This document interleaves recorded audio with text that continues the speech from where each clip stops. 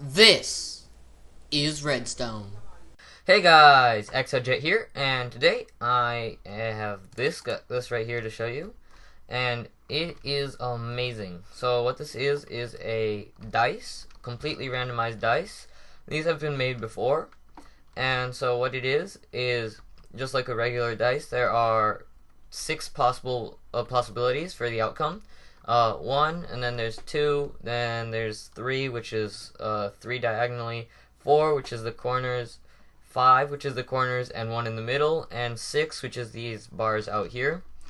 And this is actually something that's very hard to do in Minecraft because it's actually quite complicated and to get it completely randomized. And so what I have here is just that in a 5 by 5 by 5 space. Now that may sound kind of big, but it is absolutely not big at all. This is tiny, tiny, tiny. It is 5 tall, 5 long, and 5 wide here. And the 5, I do include the board here, so the redstone is actually only 4 wide here. This is 4 on the redstone. And this thing is very, very, very insane and has taken me a lot of time to build. I did stop building it for quite a while, but I decided to come back to it, and then this time I decided to really finish it, and just hold this record. And this one is very, very, very nice, absolutely insanely small, and probably the most resource intensive thing you guys will ever see. And it's also pretty derpy, like it's not synchronized at all, but it is the smallest, so that's quite nice. And that's the only thing that's really special about it, is its size, because the previous record was 7 by 7 by 5, maybe 4. 7 by 7. It was 7 by 7 by 5 or 4, something like that, probably 5. So I made it absolutely insanely small. This is 5 by 5 by 5, and it's pretty nice. It's actually quite fast. I believe this thing can take a 3-tick pulse for the input, and it is completely random. You can pick the same number twice. That's completely okay, and uses some very insane dropper hopper monostables, and it is a perfect 1 in 6 chance of any one of the numbers being chosen, so it could be really completely random. And I'm getting a lot of 1s here. I'm not too sure why, but that's just how randomness works. It never picks the numbers that you will want them to pick. And so I will be doing a tutorial, but just wow, this thing was insane. The bottom was really hard to get here because it did not want to work. And it is just really quite a masterpiece here. Absolutely insanely small. Fits in a 5 by 5 by 5 cube, which is very nice. That is absolutely insane. Works in bucket. I don't see why it wouldn't work in bucket. It's not like a piston door or anything. This is just some random hoppers. But this is much harder than it looks like. If any of you guys have built a dice before, you guys probably know how hard it is. And I'm quite proud of the fact that I made it 5 by 5 by 5. And now I'm going to go into the tutorial, and I'll talk more about it there. Alrighty, now for the tutorial. So, right before I go into the tutorial, I'm going to say a few things that are not very good about this door. I mean, not a door, this is a dice. And it has a few downsides, but it's not very many, and it's super small, so I think that compensates for it.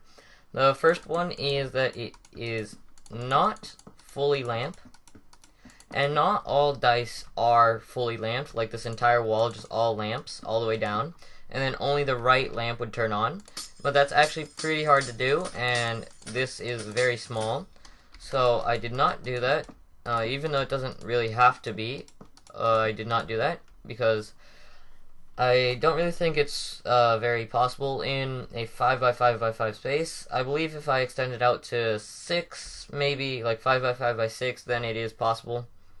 But also, it's not exactly silent.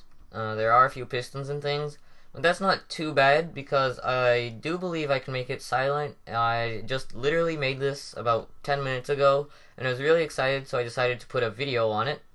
And so I did not make it silent yet, but that is probably possible in this exact same space. It would probably make it more expensive as well, though, so I'll be making a silent one soon, and I'll make another video on that one, and just general improvements on that one. This third problem is it's not synchronized at all. It can be like quite spazzy, and sometimes it gives you like a weird number, and then like lamps turn on and then off like that, and then the answer is 2. So it's not exactly perfect, but that's okay. Synchronizing it would just take more repeater delays and make it a little bit slower, but it's probably worth it, so I'm going to do that as well if I update this version at some point. And last but not least is the amount of resources this thing takes, which is a lot of resources. This thing has probably more resources than my entire 6x6 piston door. Most definitely not an exaggeration. This thing has a lot of resources, and I really tried to keep them down, but it's actually pretty hard, and there's just a lot of droppers and hoppers in the randomizer just to start off with, so it's not very easy to keep resource friendly. So now straight on to the tutorial. You want to build this 5x5 wall right here, and we're gonna jump right into this with the randomizer. So I'm gonna get something to represent the input, and that is your input. You can put a button on it or any form of pulse. When it receives power, it will reset, and when the power comes out of the pulse, then it will show you your next output. So you can have this with a lever. When you flick the lever, it will reset, and when you unflick the lever, your number will show. And so you just want to place 2 torches here, a block here, and right here you want a dropper and a hopper. Comparator here, block and slab. Redstone dust.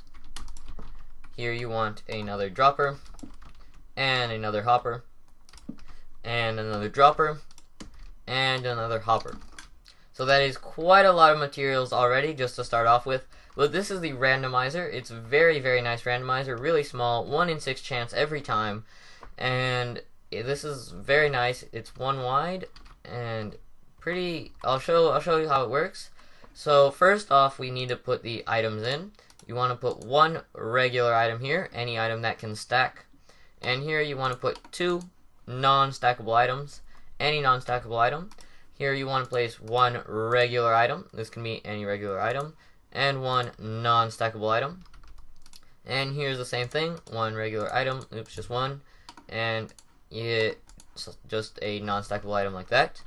Now what this starts off with is, when this comes down, all the items will flow into the droppers, and when it extends, the droppers will randomly pick 1. Here there is a weird chance of anyone being picked, but it is more likely for it to pick a sword than it is to pick one of the non-stackable items here.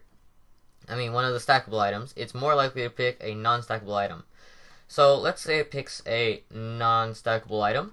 That will come up, and this comparator will take that power. It will come through here and power this dropper, and this dropper will have a 1 in 2 chance of picking anything. So this right here will also, I'll go into detail into what that dropper does.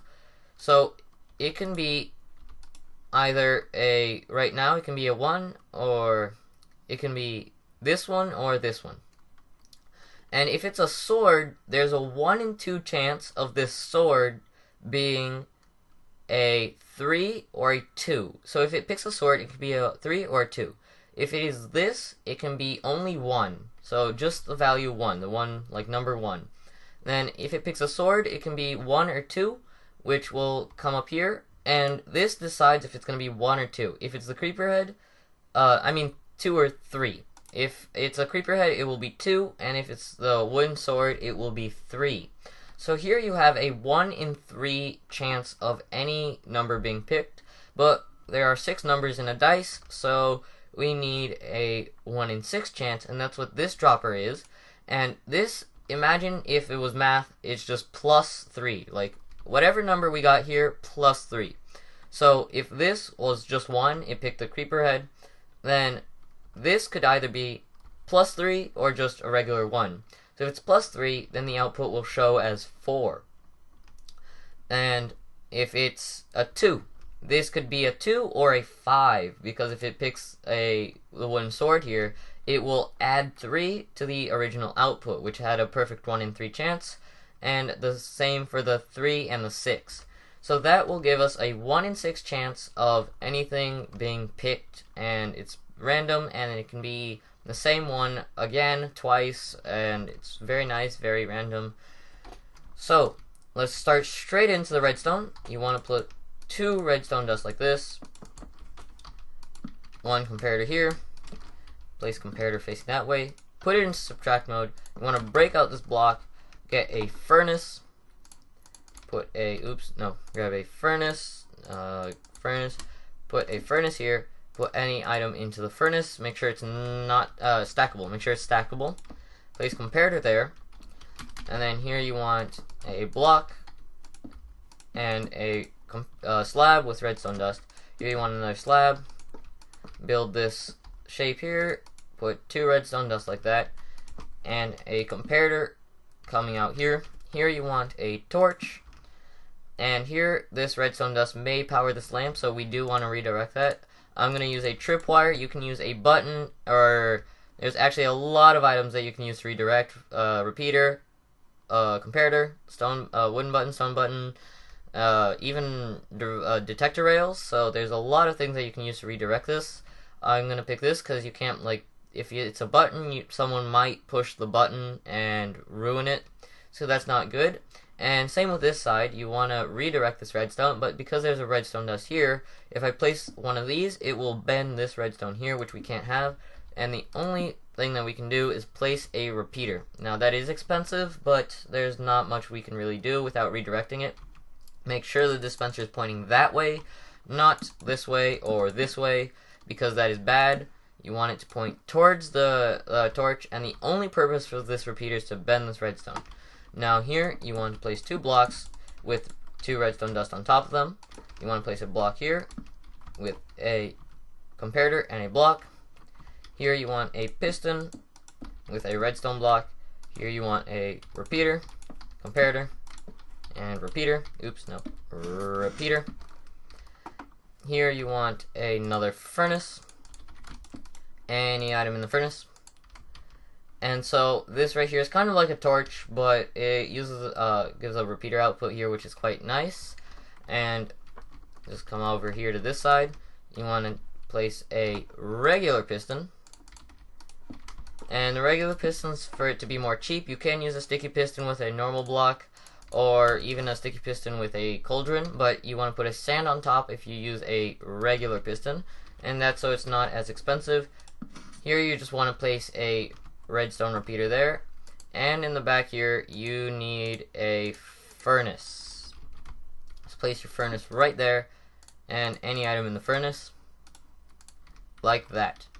Now here you need to come up by placing a block right there, a piston here, you want to place a block here, and a block here with comparator there. Alright, sorry for the weird cut there, but I sort of had to do it. Now here we need a cauldron and a water bucket like that, and let me fly around, see if I didn't forget anything. Oh right, and this redstone dust right here will power this dropper, but also bud this one, so you do need a detector rail, no, not detector rail, activator rail, a powered rail, or a piston. You can have a rail there or a piston like this. Either one will work. I think the rail is better because it's more quiet, and that just updates that dropper. And let's try this. Perfect. So it'll just pick a random number and output it. This is actually not too slow for its size, and it's quite nice. And as you see, the output looked like it was going to be a 1, but then it was a 3. So that's what's derpy about it, if you guys saw that. But it's not too bad, and it's pretty good for its size, which is 5 by 5 by 5, and that is a new record. That has never been done before, and it took me a long time to build this. It was actually very difficult. No matter how easy this may seem in concept, it is a lot harder to actually build one. It's actually very hard, and it took me a lot of time to plan and actually make this thing work. But that is all I have to say, so thanks for watching, and bye.